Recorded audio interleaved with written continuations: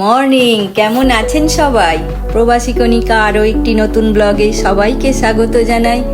আজকে এই যে সকালবেলায় দেখুন 1 এপ্রিলের আপনার ক্যালেন্ডারের পিকচার দেখালাম। ওই যে ক্যালেন্ডারে যে মাউন্টেন গোটটা দেখতে পাচ্ছেন, ওটা কিন্তু আমাদের এখানের ব্যাম্প ন্যাশনাল পার্কের এইটা ফটো, মানে কোনো আর্টিস্ট হয়তো তুলেছে। ওই দূরে পাহাড়, আর এখন সকালবেলা প্রায় 8টা বাজতে 10 মিনিট বাকি। আর এই দেখুন আবার 1 এপ্রিলও বরফ পড়ছে। কোথায় ভেবেছিলাম জ্যাকেট জামা সমস্ত সোয়েটার এসব তুলে দেব, এপ্রিল মাস কিন্তু আবার বরফ পড়ছে। কিন্তু এই বরফটা হচ্ছে জানেন, এটা হচ্ছে ওয়েট স্নো।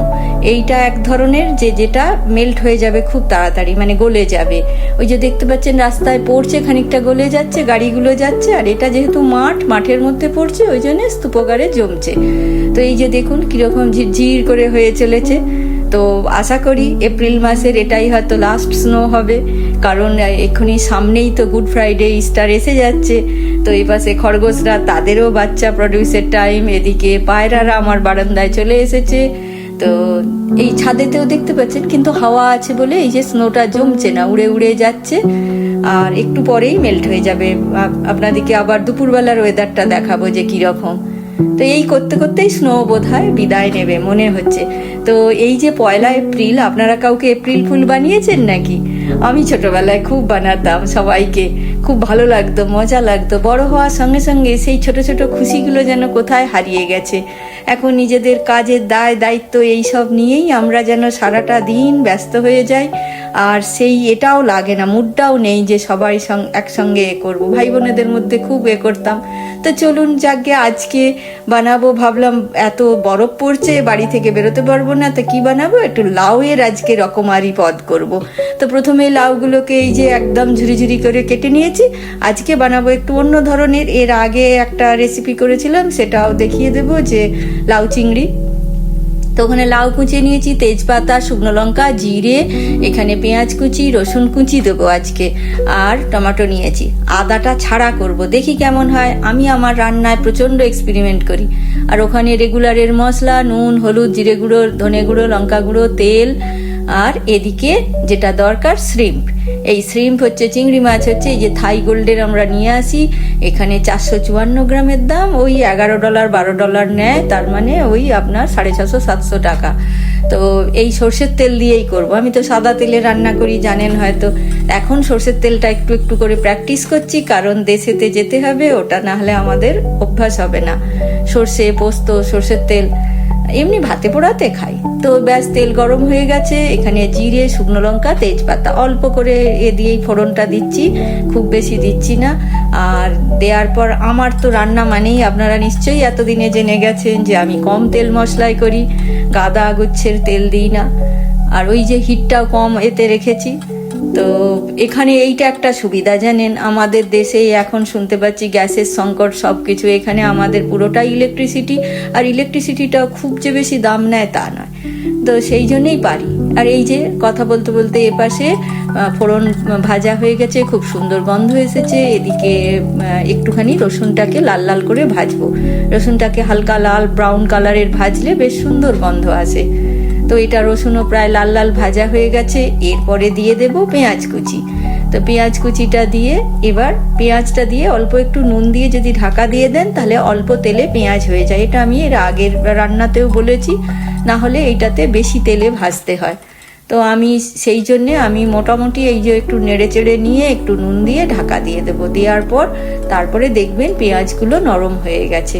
তো এই যে দেখতে পাচ্ছেন নরম হয়ে গেছে। আমি ঢাকার জাস্ট ওই মুহূর্তটা আর ভিডিও করা হয়নি, সেটা মুখে বলে দিলাম। পেঁয়াজ দেখছেন অল্প তেলেই ভাজা হয়ে গেছে, আমি কিন্তু এক্সট্রা কোনো তেল দিইনি। এরপর একটু টমেটো দিয়ে দেবো, দিয়ে ওটাকে ভালো করে, এরপরও যদি অল্প একটু নুন দিতে পারেন, নাহলে ঢাকা দিয়ে দিন। যদি নুন নাও দেন, ঢাকা দিয়ে দিলে ওটাও সফট হয়ে যাবে। এই যে আমি একটু নুন দিয়ে দিলাম, দিয়ে দেখবেন আর একটু পরেই এটাও দেখবেন একদম নরম হয়ে গেছে। মানে চাইলে আপনারা আদা রসুনের পেস্টও করতে পারেন মিক্সিতে, আর না হলে এইভাবে। এই যে টমেটো দেখতে পাচ্ছেন সব একসঙ্গে মিক্স হয়ে গেছে। এই যে একদম তেল ছাড়ার মতো তেল ছেড়ে দিয়েছে। এরপরে দিয়ে দেবো রেগুলারের মশলা। এই আমার মশলাদানিটা এই যে দেখিয়ে দিলাম, এইটা আমার সঙ্গে সব সময় থাকে। কয়েকটা জিনিস, সেটা একটা পরের ভিডিওতে বলবো। যে বহু বছর ধরে এইগুলি আমার সঙ্গী। তো এখানে রেগুলারের হলুদ গুঁড়ো, জিরে গুঁড়ো, ধনে গুঁড়ো, লঙ্কা গুঁড়ো সমস্ত এটা যদি বাটিতে পেস্ট করে গুলে দিতে পারেন সব থেকে ভালো হয়। আমার এই চটজল দিয়ে এটা হচ্ছে ফাঁকিবাজি রান্না, মানে তাড়াহুড়া করে ফেলি, কিন্তু কখনো কখনো সময় পেলে ওইভাবে পেস্ট করে রাখি, গুছিয়ে করলে ভালো হয়। যেহেতু এটা গুঁড়ো মশলা, নাহলে বাটা মশলার তুল্য তো জিনিস হয় না, তার স্বাদই আলাদা হয়। তো এই হয়ে গেছে। এবার লাউটা কেটে ধুয়ে রেখে দিয়েছিলাম, এটা আজকে শুধু লাউ দেবো, এর মধ্যে আলু দেব না, তাহলে আলু ছাড়াও খেতে পারলেন। আর এই সরু সরু করে কাটলে খুব তাড়াতাড়ি হয়ে যায়, লাউ থেকে তো জল বেরোয়, এটা তো জানেন। তো যার জন্যে এটা তো আর নতুন করে বলার কিছু নেই, একটু নুন দিলেই দেখবেন গড় করে জল বেরোবে। আমি জাস্ট এটার সঙ্গে মিক্স করে নিচ্ছি।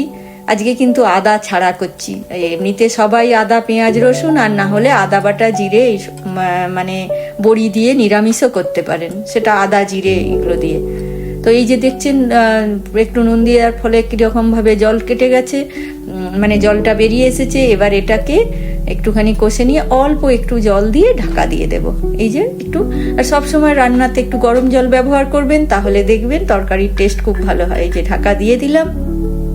এবার খানিকটা বাদে এই যে ঢাকাটা খুলে দেখতে পাচ্ছি একদম মাখা মাখা হয়ে গেছে। এই জন্যই একটু জল দিয়েছি, মানে রুটির সঙ্গে হলে জলটা না দিলেও খেতে পারেন, কিন্তু ভাতের হলে একটু রস দরকার, রসা না হলে ভালো লাগবে না। আর তার সঙ্গে চিংড়ি মাছগুলো মিক্স করব।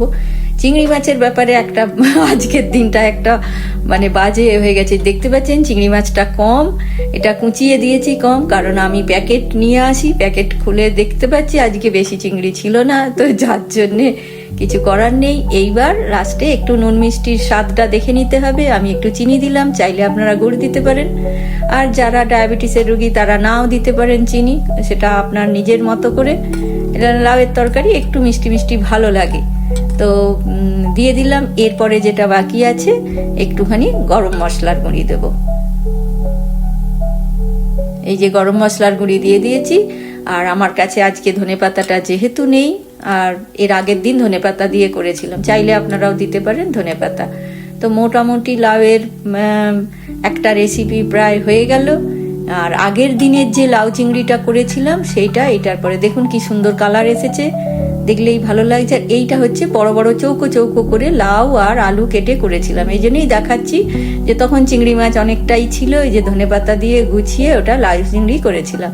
এই রকমটাই সাধারণ আমাদের বাঙালি ঘরে এইভাবেই করে ভাতের সঙ্গে খাওয়ার জন্য। আজকে কিন্তু আলু ছাড়া, স্পেশালি যারা আলু খান না তারা এইভাবে করতে পারেন, অনেকেই জানেন আমি জানি।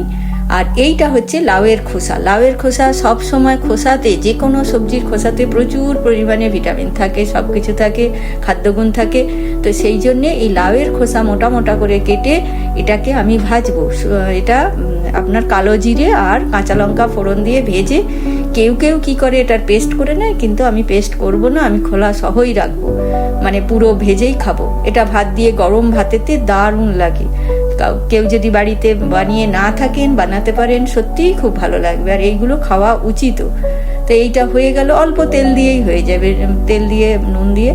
লাউ দিয়ে ডাল, তার মানে আজকে আমি 3টে উপকরণের দেখালাম, রান্নার পথ দেখালাম। এরপরে লাউ দিয়ে লাউ ছেচকি করতে পারেন, দুধ লাউ করতে পারেন, যেটা দুধ লাউটা আমার বাড়িতে কেউ খেতে চায় না, সেই জন্যে করলাম না। তো আজকে মোটামুটি 3টে পদ দেখালাম, একটা রেসিপি প্লাস এই যে এইটা লাস্টে এই যে করে ঢেলে রেখেছি কাঁচের কৌটোতে, তো দিয়ে আপনারাও ট্রাই করবেন। আর এই পর্যন্তই ছিল ভিডিওটা, আশা করি আপনাদের ভালো লাগবে। যদি ভালো লাগে প্লিজ একটা লাইক করবেন, আর একটু কমেন্ট করলে ভালো লাগবে। আর যদি আমার পেজেতে নতুন হয়ে থাকেন বা চ্যানেলে নতুন হয়ে থাকেন, আমার চ্যানেলটাকে সাবস্ক্রাইব করে বেল আইকনটা প্রেস করে দেবেন, সমস্ত ভিডিও নোটিফিকেশন আপনাদের কাছে চলে যাবে। এই যে দেখুন, আমি বলেছিলাম যে দুপুরবেলাটা দেখাবো, দেখুন স্নো মেল্ট হয়ে গেছে, কিরকম ম্যাজিকের মতো লাগছে না? চলুন তাহলে সবাই ভালো থাকবেন, সুস্থ থাকবেন, সাবধানে থাকবেন। আবার দেখা হবে নতুন একটা ভিডিওতে। টাটা।